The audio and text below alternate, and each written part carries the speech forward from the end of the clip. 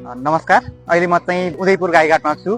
आज भर्खर यहाँको स्थानीय संस्थाहरूले सौजन्य गरेर यहाँ एउटा यात्रीहरूलाई हेलमेटको प्रयोग किन गर्ने, यात्रा गर्दै गर्दा हेलमेटको प्रयोग गर्दै गर्दा तपाईँको सुरक्षित यात्रा हुन्छ भनेर एउटा जनचेतनामूलक बोर्ड टाङ्नु भएको रहेछ। यही बोर्डमा मैले एउटा सानो भिडियो बनाएँ। हामीले एउटा ट्राफिक रुल्स अनुसार हामी यात्रा गर्दै गर्दा हामी सुरक्षित हुन्छौँ।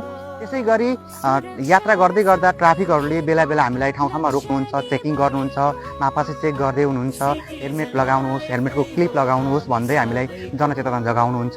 यसको मतलब तपाईँ यात्रामा हुनुहुन्छ, तपाईँको यात्रा सफल रहोस्, तपाईँ कुनै पनि दुर्घटनामा नपर्नुहोस्। यदि परिहाल्नु भएछ भने पनि तपाईँ आफ्नो ज्यानको सुरक्षित हुनको लागि हेलमेट तथा यात्रामा युज गर्नुपर्ने साधनका विभिन्न प्रकारको जस्तै सेफ्टी बेल्टहरू जस्ता कुराहरूलाई अनिवार्य प्रयोग गर्नुहोस् भन्नको लागि जनचेतना जगाएको हो।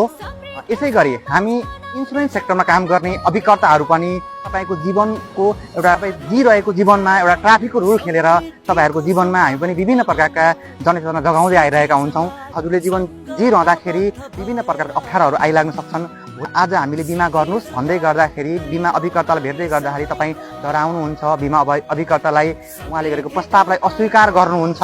तर तपाईँले बिमा गर्दाखेरि तपाईँ हिँड्दै गरेको जसरी यात्रा गर्दै हुनुहुन्छ सुरक्षित हुनुहुन्छ, त्यसै गरी तपाईँ कुनै यात्रामा हुनुहुन्छ, एउटा जीवनको यात्रामा हुनुहुन्छ, परिवारलाई सेक्योर गर्नका लागि भोलि कुनै समस्या आइलाग्न सक्छ है भन्दै गर्दाखेरि भोलि त्यो समस्याबाट बच्नका लागि बेलैमा बिमा गर्नुहोस्।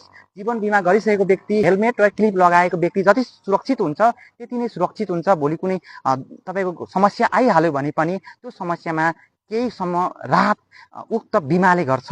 म यो जनचेतना, यो हेलमेटको प्रयोगको बाट सिक्न हजुरहरूलाई अनुरोध गर्दछु, किनकि जीवन बिमा र तपाईँको यात्रीलाई हेलमेट उत्तिकै आवश्यक कुरा हो। हस्त, धन्यवाद, जय सिटिजन।